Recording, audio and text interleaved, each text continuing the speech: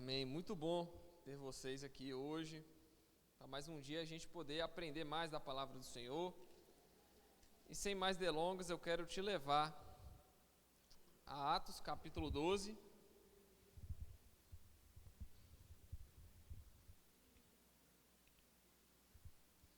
Atos capítulo 12.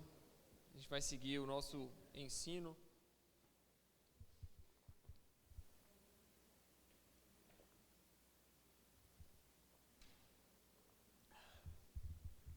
Todos encontraram? Atos 12. Gostei do estilo.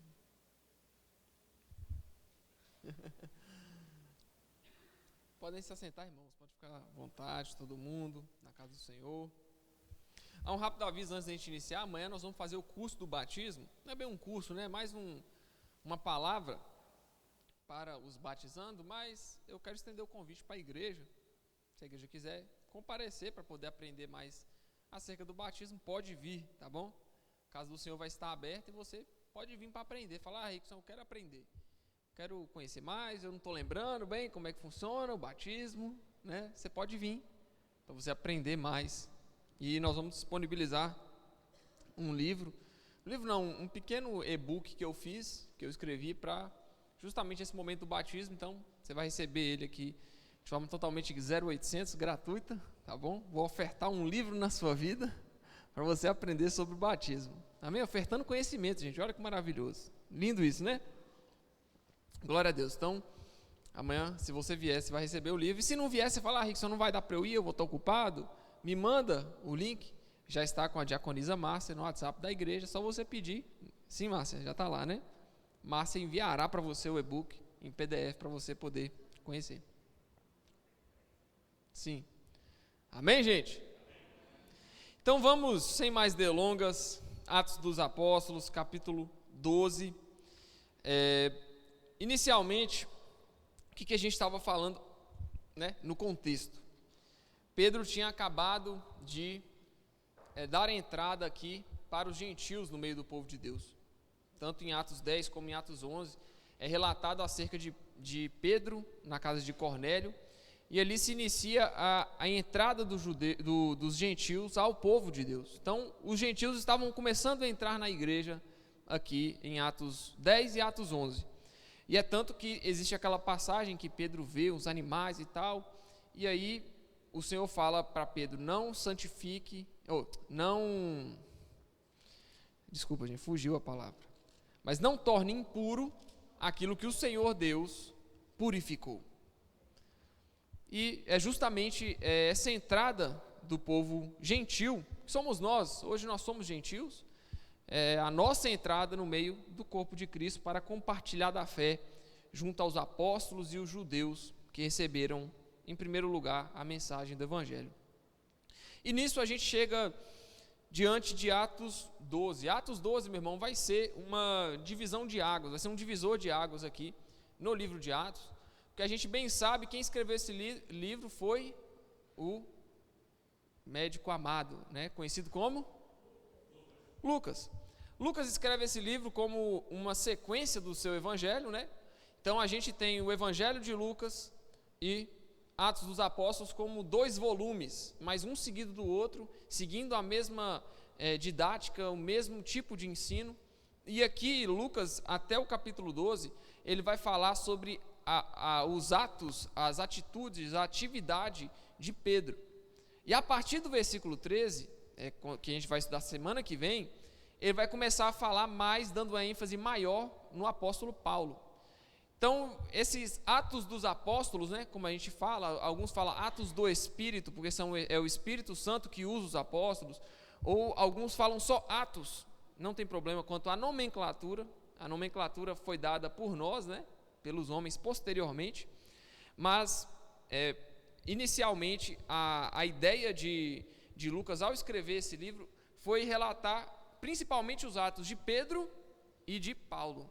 E aqui a gente tem meio que um fechamento dos atos de Pedro. Pedro, se eu não me engano, ele aparece novamente em Atos 15, mas a partir de Atos 13 vai começar a falar mais sobre Paulo, dando uma ênfase maior no apóstolo Paulo. Então, nesse momento, a gente chega num divisor de águas. Pedro, que tinha acabado de introduzir os gentios aqui no povo de Deus, agora vai dar uma pausa, vai ficar de lado, e Paulo vai começar a ser apresentado. Não que os discípulos, outros apóstolos não tivessem agindo aqui nesse meio. Eles estavam, todos os apóstolos estavam em atividade, em pregação, em evangelismo constante. Só que a ênfase de Lucas aqui foi em falar como que o gentio entrou no povo de Deus. O objetivo de Lucas aqui nesses primeiros 12 capítulos foi falar do derramamento do Espírito Santo, como a gente falou, uma ênfase na atividade do Espírito Santo, e também da entrada dos gentios no meio do povo de Deus, porque a gente não entende isso hoje, porque é muito mais tranquilo para a gente hoje falar, irmão, vem cá, vem para a igreja e tal, mas na época era só judeu. Então, no contexto passado, entender sobre isso era maravilhoso. O gentio, alguém que não participava da aliança de Abraão, estava desfrutando da herança deixada por Jesus, que é descendente aí dos patriarcas e filho de Deus. Então isso era maravilhoso para a época, o gentio participar da herança do Senhor Jesus para a sua igreja. Então a gente chega no capítulo 12, depois dessa breve introdução, o capítulo 12 começa nos apresentando um rei, né? Rei Herodes. Então vamos no capítulo 12, versículo 1. Por aquele tempo, mandou o rei Herodes prender alguns da igreja para os maltratar, fazendo passar a fio de espada a Tiago, irmão de João. Então, nesses primeiros dois versículos, a gente percebe que o rei Herodes, e esse Herodes aqui, para te contextualizar melhor, é o Herodes Agripa. Amém? Tem vários Herodes aqui na Bíblia, principalmente no Novo Testamento, se eu não me engano tem 3 que vai falar. Tem o Herodes que matou os primogênitos lá no início dos evangelhos, quando Jesus era mais novo. Tem o Herodes Antipas, que é o Herodes que foi que estava presente lá no julgamento de Jesus. E agora tem mais outro Herodes. Esse Herodes que apareceu aqui agora é sobrinho daquele Herodes que estava na crucificação de Cristo. Então, Herodes Agripas I, ele era sobrinho e ele era um rei daquela região ali da Judéia que tinha um apego muito grande com os judeus. Então, o judeu, a gente sabe que muitos judeus eram nacionalistas, eles não queriam que entrasse nenhum gentil, nenhum estrangeiro no meio do seu povo, e muito menos usufruísse ali das bênçãos que estavam propostas. Então começa os agravantes, né, para que essas atrocidades acontecessem. Primeiro, o cristianismo estava ficando famoso, e a mensagem era: vocês, judeus, vocês crucificaram o Senhor da glória. Então, os judeus estavam recebendo uma repreensão por parte dos cristãos, porque eles tinham crucificado Jesus. Esse foi o primeiro ponto. O segundo ponto foi os judeus ficarem chateados com isso. E então começou uma tensão ali cultural, política muito grande, que eram os judeus perseguindo os cristãos.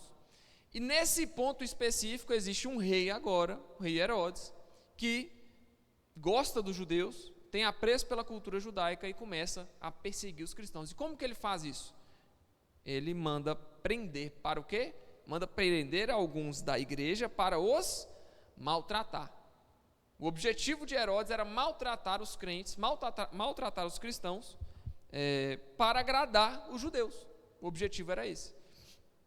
E no versículo 2, fez passar fio de espada a Tiago, sim, que escreveu Tiago, a epístola, foi o primeiro apóstolo a ser martirizado. O primeiro mártir foi Estevão, mas o primeiro apóstolo a ser martirizado foi Tiago, pelas mãos de Herodes Agripas, e fez passar fio de espada a Tiago, que era irmão de João. E no versículo 3 a gente vai entender melhor. Olha, vendo ser isto agradável aos judeus, prosseguiu, prendendo também a Pedro. E eram os dias dos pães asmos. Pães asmos, uma festa judaica. E aqui a gente percebe, gente, que como a tensão era grande, porque Herodes matou a Tiago, e quando Herodes mata a Tiago, ele vê que o judeu gostou. Então o judeu gostou, então vou fazer outra coisa, vou prender Pedro. Quem que era Pedro e Tiago? Eram só os líderes da igreja da época. Então, para a gente poder entender, eles estavam atacando os líderes para atingir todo o corpo. Mas a gente vai ver no final do capítulo, meu irmão, que aquela palavra que diz que nenhuma arma contra nós prosperará, nada que fizerem de mal contra nós vai para frente, ela se cumpre. Esse homem aqui tentou parar a igreja, meu irmão, mas não dá para parar a igreja. Né? A igreja é igual aquela massa, quanto mais você bate na massa, mais ela cresce. E você fala, uai, como assim? Eu estou batendo, eu estou matando, eu estou martirizando, eu estou assassinando esses homens que estão pregando Jesus, e a igreja não para de crescer. E é assim, nós estamos aqui hoje, sequência disso aqui. Né? E muito da reflexão que os próprios judeus que estavam julgando lá no início, em Atos 3, estavam julgando a João e a Pedro, eles falam assim, deixa eles irem, porque se isso for só mais uma seita que está surgindo aí, logo, logo vai se dissipar. Né? Cá estamos nós, 1950 e 60 anos depois, celebrando isso aqui e falando, olha, esse foi o início da nossa história, esse foi o início da igreja. A igreja que eles falaram, não, isso aí vai ser mais uma heresia que vai se dissipar logo, logo, ela se mantém até hoje. Hoje a gente não vê tanto culto a Baal, tinha Baal no passado, mas a gente vê culto a Deus de Israel, e esse Deus está aqui hoje, está conosco, e celebra conosco o culto, e participa conosco. Então, desde a antiguidade, meu irmão, eles estão tentando parar, várias religiões já passaram, mas o cristianismo nunca passou, e nunca vai passar. Amém? O cristianismo, só uma breve curiosidade para você, ele é a única religião que Deus veio até o homem e serviu o homem. Todas as outras religiões falam que você tem que buscar um chakra interno, uma resolução interna, ou entregar uma oferta para um Deus. Mas o cristianismo, a gente vê que ela é a única religião, você pode pesquisar depois, é a única religião que relata que Deus veio ao mundo encarnado para morrer pelo seu povo. Então o cristianismo é diferente de tudo, meu irmão. E não é à toa que é diferente, é porque é a única religião para que você chegue até Deus e tenha o seu pecado perdoado. Todas as outras vão falar, vai lá, busca lá uma resolução interna, vai meditar, vai repetir palavra, não sei o quê. Esquece, irmão. A única religião verdadeira é essa aqui, que nós estamos apresentando, que se mantém há mais de 2000 anos. E não só isso, como os princípios também ensinados. Mas isso é papo para outro dia. Tentaram parar a igreja em Atos 12. Vendo-se agradável aos judeus, Herodes continuou fazendo as coisas erradas e prendeu agora quem? A Pedro. E eram os dias dos pães asmos, uma festa judaica. Qual que era o plano aqui de Herodes? Importante ressaltar isso. A situação aqui era parecida com a situação de Jesus. Era parecida. Era uma época de festa, uma época de festividades, quando Jesus foi crucificado. E nesse ponto Herodes estava esperando a festa acontecer para após festa matar a Pedro. E o que ele fez para garantir que Pedro fosse ser morto? Está no versículo 4. Prendendo ele, lançou-o no cárcere, entregando-o a 4 escoltas de 4 soldados cada uma para o guardarem, tencionando apresentá-lo ao povo depois da Páscoa. Então, apresentar ao povo aqui era matar. A intenção de Herodes era matar Pedro após a Páscoa, após a celebração judaica. E interessante, meu irmão, que Herodes não estava para brincadeira. A ideia de Herodes era prender Pedro e deixar ele bem preso, que ele colocou 16 homens para guardar o cara. 16 homens olhando Pedro. 4 escoltas, com 4 soldados cada uma. E aí é engraçado porque os discípulos de Jesus, os crentes, eles não ficavam presos. Eles eram presos, ia lá, milagrosamente eles eram soltos. Os crentes fugiram da prisão. E não era o primeiro relato de crente fugindo da prisão. Então o que Herodes fez? Vamos vencer Deus. Como que não vamos fazer? Eu vou botar 16 caras para olhar um. 16 para olhar um, que a única coisa de mal que fez na vida que está relatada é cortar a orelha do soldado. Vamos botar um para olhar esse homem então. Então 16 para olhar um. E o objetivo é apresentar Pedro para o povo após a Páscoa, ou seja, matar Pedro após a Páscoa. Pedro, pois, estava preso, guardado no cárcere, mas havia oração incessante a Deus por parte da igreja em favor dele. A gente sempre lê isso aqui e às vezes a gente passa batido, mas está aqui, meu irmão, uma característica principal da igreja: a oração incessante, contínua, sem parar. Eu tenho um sonho, eu tenho um plano de um dia organizar, é até bom a gente trazer isso à tona, né? A gente organizar aqui um mês inteiro, por 24 horas por dia, um mês inteiro, por 30 dias, a gente ter gente aqui na igreja orando. Eu tenho essa vontade, eu pensei nisso esses dias. Porque essa é a marca da igreja. A marca da igreja nunca foi ficar soltando avivamento por aí por fora. O avivamento tem que começar dentro da igreja. E o avivamento, geralmente, quem vive o avivamento, quem vive o milagre, não sabe o que está vivendo. Resumindo, esse pessoal aqui, eles sabiam que eles estavam vivendo o início de uma instituição reconhecida mundialmente como sendo a religião que tem mais pessoas envolvidas. Você acha que eles estavam sabendo que no Brasil, 2000 anos depois praticamente, iria ter um grupo de pessoas reunidas em um local confortável, com ar-condicionado, em liberdade, falando de Jesus? Você acha que eles sabiam disso? Não. Então eles estavam vivendo aqui, era o quê? O nosso líder. Então você pensa aí, o apóstolo Rogério, pensa nele, pensou nele? Imagina ele preso, por pregar a palavra de Jesus, e vocês estão aqui tudo sofrendo, porque o líder de vocês está preso. E você não sabe o que vai acontecer, porque está chegando uma festa daqui a pouco, e o objetivo do Herodes, que já matou Tiago, era matar Pedro agora também. Então, resumindo, me matou e vai matar o apóstolo Rogério. Deu para entender? Tem o pastor Ares, tem o pastor Carlos também, tem o presbítero João, tem os outros presbíteros, mas os líderes estavam sendo mortos. Então já matou Tiago, agora vai matar Pedro.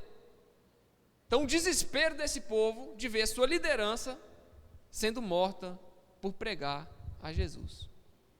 Qual que é a solução? Qual que é a saída? Oração. Oração incessante. Oração que não cessa. Oração que não para. Essa é a marca de uma igreja saudável. Eles tinham um templo aqui? Não, eles se reuniam na casa da mãe de João Marcos. Eles se reuniam na casa da mãe de João Marcos. Nós vamos ver aqui onde Pedro chega quando ele é solto. Te dando um spoiler, Pedro vai ser solto, tá bom? Só um spoiler. Mas vocês vão ver que ele vai chegar na casa onde eles estavam, e ali aquela casa, segundo os historiadores, era o local em que a igreja se reunia. Ali era a igreja, gente, escondido, ninguém sabia. Mas eles não temeram a face da adversidade, porque Deus sempre tem um plano. Quando você achar que está tudo perdido, você fala assim: não, Deus tem um plano. Deus tem um plano. Não tem nada perdido. O negócio é que você não está orando o suficiente para confiar no plano de Deus. É a diferença. De Deus me esqueceu para eu não estou orando, não estou sintonizado em Deus. Tem uma grande diferença. Então, vamos para cá. Nós estamos sintonizados em Deus, nós vamos olhar por essa perspectiva. Estar sintonizado em Deus é confiar que Ele vai ter um plano e vai ter uma saída. Povo começando um movimento novo, vários crentes se juntando, tal, espalhou a mensagem do evangelho, mas o líder estava sendo preso, e sem a liderança eles não sabiam o que fazer. Mas o discipulado de Pedro era tão bom, foi tão usado por Deus para ensinar aquela igreja, que eles estavam reunidos orando, eles estavam em oração. Pedro, pois, estava guardado no cárcere, mas havia oração incessante a Deus por parte da igreja a favor dele. Versículo 6.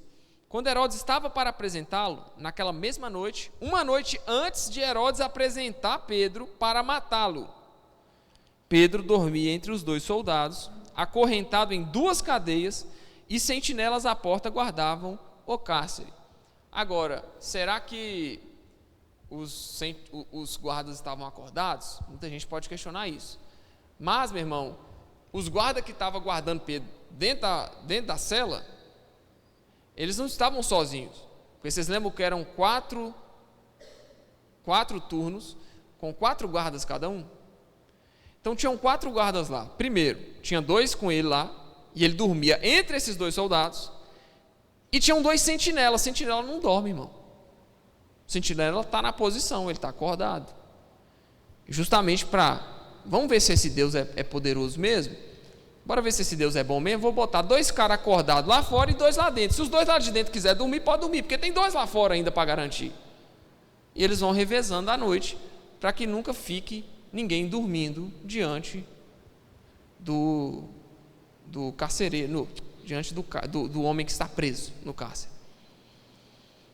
Então Pedro dormia entre 2 soldados, acorrentados com 2 cadeias, possivelmente nas mãos e nos pés, 2 algemas, vamos falar aqui, e sentinelas à porta guardavam o cárcere. Eis, porém, que sobreveio um anjo do Senhor, e uma luz iluminou a prisão, e, tocando ele o lado de Pedro, o despertou, dizendo: levanta-te depressa. Então as cadeias caíram-lhes das mãos, e disse-lhe o anjo: cinge-te a calça e as sandálias, e ele assim o fez. Disse-lhes mais: põe a capa e segue-me. Vamos só a gente recapitular o que aconteceu agora, porque em primeiro lugar, irmão, Pedro dormia. Um homem que estava prestes a ser morto, estava dormindo. Isso para mim tem 2 reflexões. Primeiro, ou ele estava muito cansado, e eu já descarto essa primeira. Por quê? O cara estava na prisão o dia todo. Era difícil você se cansar, porque você não estava trabalhando, você não estava pregando, você não estava gastando energia. Então ele estava na prisão o dia todo. Existe a possibilidade de ele estar cansado? Existe. Mas é pouco provável. A segunda eu já acho mais provável, que é o quê? Ele confiava tanto em Deus que ele dormiu. Igual Jesus dormiu no barco, sabendo que não ia padecer. Pedro confiava em Jesus. Pedro sabia que Deus estaria com ele e guardaria ele. E aí nesse toque, vai falar que sobreveio um anjo do Senhor e uma luz iluminou a prisão, e tocando ele, esse tocando, ele vai ter o mesmo significado do toque que o anjo fez, que o Senhor fez em Herodes para matá-lo. Mas o objetivo desse toque aqui realmente foi um encontro, é um toque físico, no físico. Toca Pedro, Pedro acorda e desperta, e o anjo fala: levanta, vamos sair daqui. Então, versículo 9, saindo o seguia, não sabendo que era real o que se fazia por meio do anjo. Parecia-lhe antes uma visão. Meu irmão, Pedro não estava com a noção da realidade.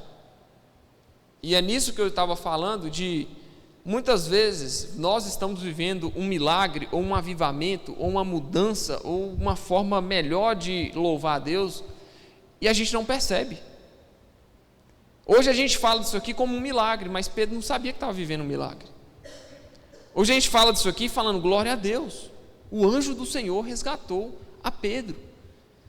Mas cabe a gente observar direitinho isso aqui e saber que quem está escrevendo não está presenciando isso no mesmo tempo que quem relatou. Pedro viveu esse milagre, mas Lucas não tinha vivido. Então quem estava contando as coisas para ele? Pedro está contando e Lucas está escrevendo. A gente tem a perspectiva de alguém que recebeu a informação, mas Pedro viveu a informação. Pedro está vivendo isso aqui. Só que em primeiro olhar para ele, diante do milagre de Deus, de libertar ele daquela prisão, era não acreditar. Não, estou tendo uma visão. Primeira coisa que Pedro pensou: isso não é real, isso é uma visão. Não é diferente, meu irmão, do que você pode estar vivendo. Muitas vezes você acha que você está passando por uma dificuldade e você não olha que você está sendo às vezes preparado para uma terra prometida. Entendeu? O povo no deserto ficou 40 anos no deserto, sofrendo, morreu no deserto. Por quê? Eles só viam a situação atual deles. Eles não viam para onde estavam indo. O excesso de imediatismo está matando sua fé e te fazendo murmurar enquanto Deus está operando um milagre na sua vida. Pedro se depara com isso. Ele não crê. Como assim? Não, isso não está acontecendo. Isso é uma visão. Pedro estava descansando. Eu confio em Deus. Mas quando o milagre começou a acontecer, Pedro olha atônito e parecia-lhe uma visão. Então Pedro estava crente que aquilo era uma visão. Um dom que Deus tinha dado de visão, né? Então, Pedro não creu no milagre. E aí no verso 10, vai falar, depois de terem passado a primeira e a segunda sentinela, chegaram ao portão de ferro que dava para a cidade, o qual se lhes abriu automaticamente, e saindo, enveredaram por uma rua, e logo adiante o anjo se apartou dele. Meu irmão, tinha portão eletrônico na época?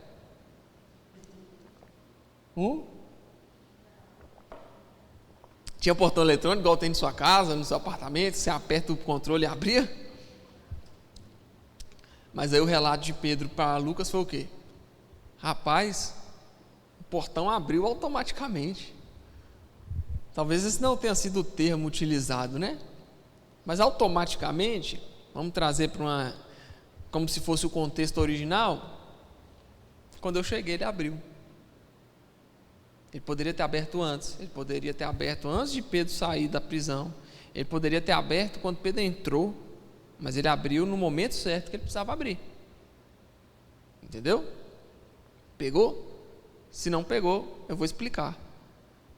As portas, meu irmão, eu vou trazer o contexto. Nós estamos estudando o contexto. Mas vamos fazer a aplicação em nossa vida. As portas que Deus vai abrir para você, elas vão abrir na hora que tem que abrir, automaticamente. Amém? Pegou aí agora? As portas vão abrir na hora certa, na hora que tem que abrir. Não tem que abrir a hora que você quer, tem que abrir a hora que Deus quer que abra. Porque a porta que Ele abre, ninguém fecha. Então o portão abriu, ninguém acionou o controle, Deus foi lá, abriu o portão para libertar Pedro. E o objetivo aqui era a libertação, era o livramento da morte. Então Pedro, versículo 11, caindo em si, disse: agora sei verdadeiramente que o Senhor enviou o seu anjo e me livrou da mão de Herodes e de toda a expectativa do povo judaico. Quando Pedro sai da prisão, ele reconhece: sei verdadeiramente. Possivelmente indicando aqui uma certeza profunda, porque ele poderia falar assim: agora eu sei que o Senhor me livrou. Ele fala: sei verdadeiramente, em verdade eu sei, em verdade eu sei, vamos falar assim, que o Senhor enviou o seu anjo e me livrou da mão de Herodes e de toda a expectativa do povo judaico. Então Pedro tinha ciência do que estava acontecendo aqui. Pedro sabia que Herodes queria matá-lo. Então Pedro glorifica a Deus falando: eu sei que o Senhor me livrou da mão desse cara. E em segundo lugar, me livrou também da expectativa do povo judaico, que era ver Pedro morto. Pedro sabia com o que ele estava lidando. Isso não intimidou Pedro, irmão. Não intimidou. Pedro continua aqui a sua atividade em prol do reino de Deus, pregando a palavra e sendo o líder da igreja. Ele não se intimida, nem com o poder de Herodes em matá-lo, e nem com a expectativa do povo judaico de vê-lo morto. Então o Senhor livrou Pedro. E considerando ele a sua situação, versículo 12, resolveu ir à casa de Maria, mãe de João, cognominado Marcos, conhecido como Marcos, João Marcos, onde muitas pessoas estavam congregadas e oravam. Numa versão um pouquinho mais simples, só para a gente tentar entender melhor isso aqui. Espera aí. Ele resolveu ir à casa de Maria. Calma. Versículo 12. Ao se dar conta disso, Pedro resolveu ir à casa de Maria, mãe de João, também chamado Marcos, onde muitas pessoas estavam congregadas e oravam. Isso aqui era uma igreja. A casa de Maria era uma igreja. A casa da mãe de João Marcos era uma igreja. Pedro foi até lá, vendo a sua situação, vendo que ele tinha sido liberto, ele foi até lá. E esse local era onde os apóstolos, os discípulos ficavam e congregavam. Então, ele literalmente ele é um formato de igreja do mesmo que temos hoje. Então, a gente está reunido aqui em oração, em louvor, compartilhando a palavra, e a casa de Maria era esse local onde muitas pessoas iam em secreto, em segredo, para não serem perseguidas, não serem mortas. Eles iam para lá para ouvir a palavra do Senhor e cultuar ao Senhor Deus em nome de Jesus, Os israelitas, os judeus, cultuavam a Deus, mas não em nome de Jesus. Agora que os discípulos de Jesus estão cultuando a Deus em nome de Jesus. E no versículo 13, quando ele bateu a porta, veio uma criada chamada Rode ver quem era. Reconhecendo a voz de Pedro, tão alegre ficou que nem o fez entrar, mas voltou correndo para anunciar que Pedro estava junto do portão. Eles lhes disseram: estás louca? Ela, porém, persistia em afirmar que assim era. Então disseram: é o seu anjo. Entretanto, Pedro continuava batendo. Então eles abriram, viram-no e ficaram atônitos. A incredulidade, não vou nem falar incredulidade, mas a falta de, vou falar falta de fé, para ficar mais bonito, mas a falta de fé em acreditar que Deus realizou um milagre, fez esse pessoal questionar aquela criada que estava indo levar para eles uma boa notícia. Então nem eles acreditavam que Pedro estava solto, dada a circunstância de ter 16 pessoas para olhar o cara, de Pedro estar guardado, encarcerado, com algemas, preso. Então a mesma incredulidade que Pedro ficou, essa galera também ficou. Falou assim para a mulher: você está louca? Pedro está preso, Pedro não está aqui. Quem deve estar lá é o anjo dele. E aqui, esse anjo dele aqui, tem uma explicação para isso. O anjo de Pedro poderia ser aqui, ou eles acreditavam em um espírito de Pedro, que tinha ido lá para falar com eles. Isso não existia, mas eles poderiam ter pensado isso. E uma outra forma de pensar isso era a ideia de anjo da guarda. Você sabe o que é o anjo da guarda? Quem já ouviu isso aí? Essa fábula, que cada pessoa tem o seu anjo da guarda. Quem já ouviu isso? Todo mundo já ouviu? Então,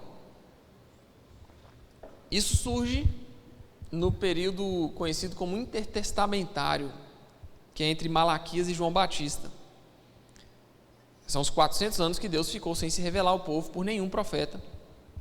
E aí o povo acreditava que agora Deus tinha enviado anjos para guardar o seu povo e para ficar com o seu povo e livrar do mal.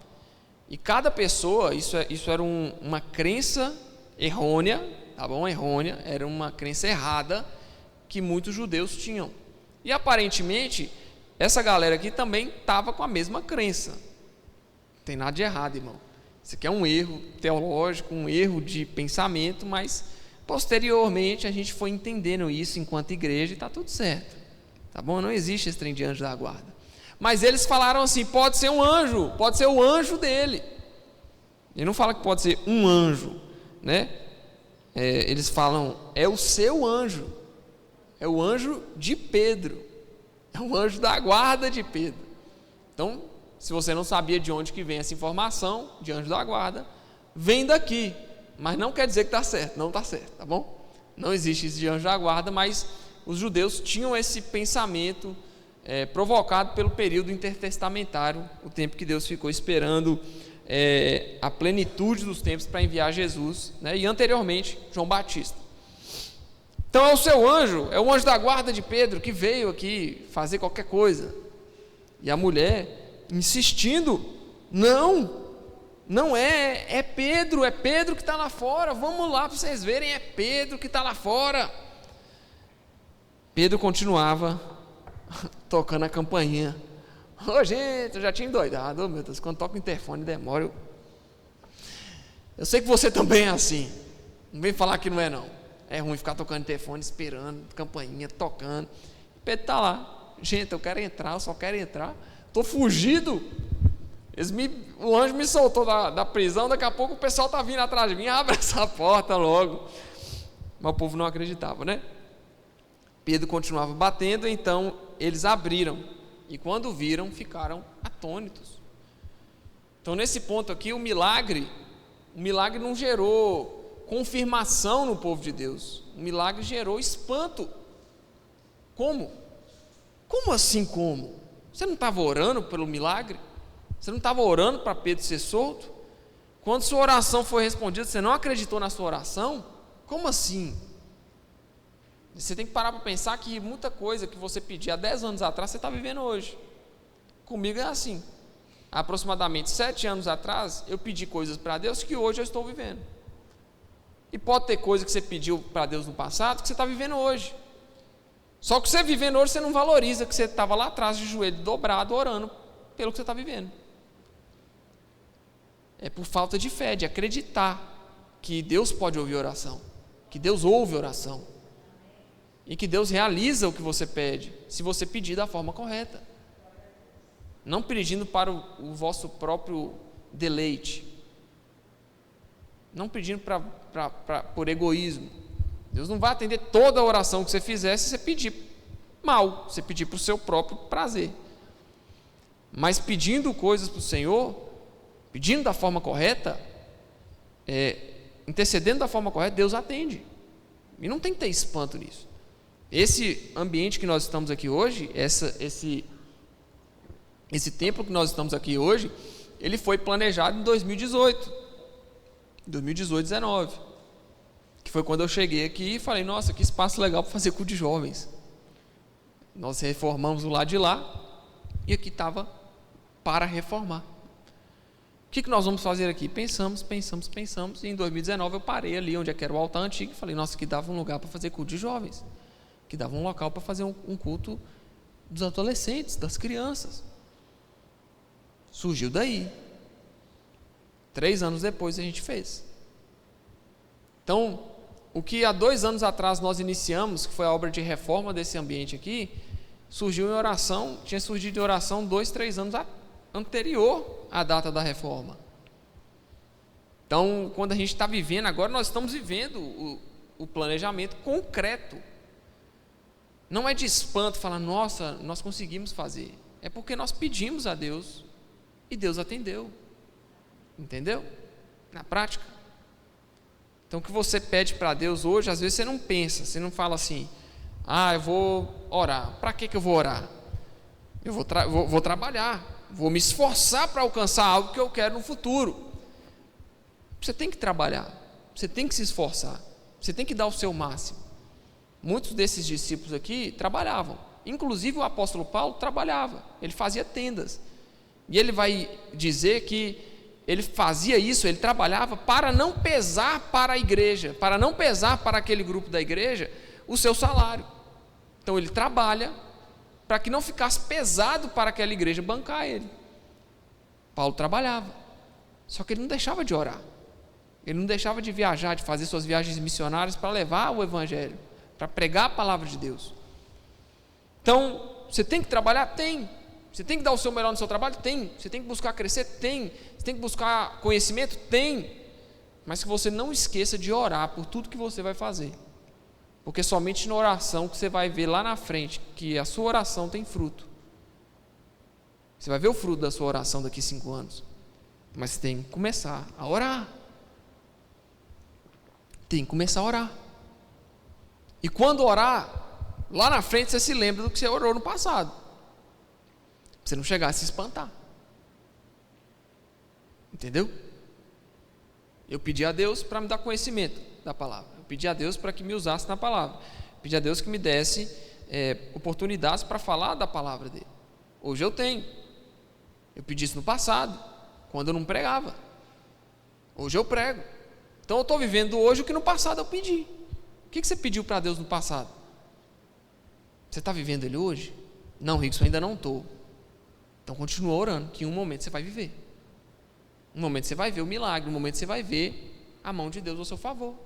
Normal. Mas é necessário que a gente creia naquilo que fazemos.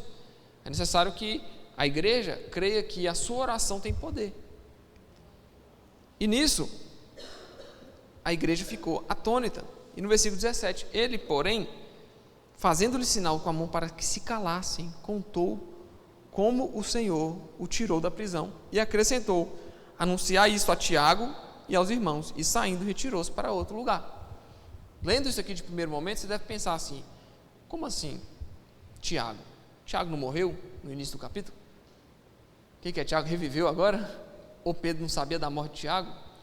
Esse Tiago aqui é Tiago, irmão de Jesus. Tá bom? Para esclarecer para você, como a gente está fazendo um culto de estudo, você tem que saber disso. Senão, quando a pessoa te perguntar, você não souber responder, aí você vai ficar com a cara desse tamanho. Como assim? Agora você sabe, o Tiago do início é o Tiago Alfeu, que escreveu lá a epístola. Morreu, primeiro mártir, primeiro apóstolo que foi mártir. Agora é Tiago, irmão de Jesus. Então vai lá e conta para Tiago e aos irmãos, e saindo, retirou-se para outro lugar. Então Pedro faz questão de pedir que fosse relatado a Tiago, que não cria em Jesus no ministério dele, quando Jesus estava na terra encarnado, ele não cria em Jesus, mas posteriormente ele veio a crer. Nesse momento, Pedro quer testificar para Tiago que Jesus realmente tem o poder para curar, para salvar e para dar livramento. Sendo já de dia, houve não pouco alvoroço entre os soldados. Tipo assim, quase não houve alvoroço, né? O caos. Pedro saiu da prisão com 16 pessoas olhando ele. Eu acho que se tivesse 2 pessoas para olhar, já seria difícil, né, de sair. Você prende uma pessoa aqui numa sala ali, você tranca a pessoa naquele quartinho, e você fica aqui. A única porta para sair é aquela. Você fica aqui. 2 pessoas para olhar um cara preso já era tranquilo. Agora tinha 16 e mesmo assim saiu. Então, um alvoroço danado entre os soldados, e eles não sabiam o que tinha acontecido, que Pedro tinha escapado. Como Pedro escapou? Herodes, tendo procurado e não o achando, submetendo as sentinelas a inquérito, ordenou que fossem justiçadas. Ele mandou matar as 16 sentinelas, porque Pedro fugiu. Fugiu não, foi solto. E, descendo da Judéia para Cesareia, Herodes passou ali algum tempo. E havia, no versículo 20, havia séria divergência entre Herodes e os habitantes de Tiro e Sidom. Porém estes, de comum acordo, se apresentaram a ele e, depois de alcançar o favor de Blasto, camarista do rei, pediram reconciliação, porque a sua terra se abastecia do país do rei. Em dia designado, Herodes, vestido de trajo real, assentado no trono, dirigiu-lhes a palavra, e o povo clamava: é a voz de um Deus e não de homem. No mesmo instante, um anjo do Senhor o feriu, por ele não haver dado glória a Deus, e comido de vermes, expirou. Entretanto, a palavra do Senhor crescia e se multiplicava. Barnabé e Saulo, cumprida sua missão, voltaram de Jerusalém, levando também consigo a João, apelidado Marcos. O início do capítulo começa com um dos líderes do povo de Deus, um dos líderes da igreja, o precursor da igreja, aquele que foi responsável por ser considerado o primeiro grande líder da igreja, Pedro, preso, prestes a ser morto. E um dia antes dele ser morto, ele escapa a partir do milagre do anjo do Senhor. Então, quando a gente começa a ler isso aqui, e aí a gente pode trazer para o nosso contexto, a gente pode trazer para a nossa realidade uma aplicação pessoal, a gente não necessariamente precisa se prostrar diante de uma provação. Você não necessariamente precisa achar que é o fim da história. Você não necessariamente precisa achar que a situação que você está vivendo de prova é para te matar, ou é para te deixar morto, ou é para te jogar longe do caminho que você precisa ir. Nem toda prova, meu irmão, vai te levar a esse lugar. Nem toda prova também vai te levar a um local que você fala, não tem saída. A prisão é um local que você fala, não tem saída. A saída é, se o rei me perdoar, ou se eu for morto, eu vou morrer e vou sair daqui. Nem toda prova vai te levar, mas se a aprovação te levar para um lugar em que você não vê saída, saiba que na oração existe saída. Atos 12 está nos ensinando a orar. Atos 12 está ensinando as características de um milagre, as características de uma libertação. É a oração, é a fé, a oração constante, incessante. Uma igreja que ora é uma igreja saudável. Um crente que ora é um crente saudável. Se você está num local que você não vê saída, não é que não existe saída, é que você não está orando o suficiente para descansar em Deus. É porque você não está sintonizado o suficiente com Deus para saber que aquilo ali não vai ser o seu fim. Então, trazendo para a nossa reflexão, para os nossos dias, a gente vê que Pedro estava para ser morto. Quando a gente lê de fora, quando a gente lê como um leitor, um espectador, assim como Lucas, que estava escrevendo como um espectador, ele estava assistindo o que Pedro falava, os relatos de Pedro. Então nós estamos na mesma posição de Lucas, de historiadores, de conhecedores. Nós estamos conhecendo o que aconteceu com Pedro, conhecendo a história de Pedro. Então, a gente, enquanto observador, a gente não vê a gravidade das coisas, mas era grave, era difícil. Pedro estava para ser morto. O capítulo começa assim, você fala, é o fim do maior líder da igreja. Mas aí a gente vê o favor de Deus na vida daqueles que o temem. A gente vê o favor de Deus na vida de Pedro. E quando Pedro chega diante da igreja, ele se apresenta, ele conta tudo o que aconteceu, ele relata, ele faz esse relato. E sendo de dia, os sentinelas foram mortos. Herodes desceu para outra região. E lá, Herodes chega como um grande rei, como uma pessoa que era de grande influência e tinha muito poder diante dos homens. Quando Herodes se coloca no topo, num trono, em dia designado, ele estava vestido de traje real. As pessoas que dependiam dos suprimentos da região de Herodes foram lá puxar saco dele, né? Vamos falar assim, no grosso modo. Foram lá, ô Herodes, você é lindo. E quando Herodes fala, eles falam, Herodes, olha, isso não é um homem, isso é um Deus. E no mesmo instante, existe um toque. O mesmo toque que tocou Pedro para livrar ele da prisão, foi o mesmo toque que tocou Herodes para matá-lo. Entendeu? É o mesmo termo utilizado no original, no grego aqui. Toque é o mesmo que tocou Pedro, tocou Herodes, toque do Senhor. Só que você percebe que sobre aqueles que temem ao Senhor, o toque é para a libertação. Mas o toque aqui, em Herodes, não foi para a libertação, foi para a condenação, porque ele não deu glórias a Deus. Então o anjo do Senhor, no mesmo instante, no versículo 23, o feriu, o tocou, por ele não haver dado glória a Deus, e comido de vermes, expirou. E aí a Bíblia, Lucas, de forma muito estratégica, ele usa o versículo 24 e 25, que ele, de forma muito estratégica, ele coloca, entretanto, em contrapartida, em outra parte, diferente do fim que Herodes Agripas I teve, estão quem? Os discípulos, Barnabé e Paulo. E o que acontecia com os discípulos? Eles estavam livres, cumprindo a sua missão de levar o evangelho. E a palavra do Senhor crescia e se multiplicava.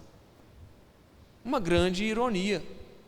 Um rei que tinha todo o poder na terra foi morto, comido de verme em seu trono.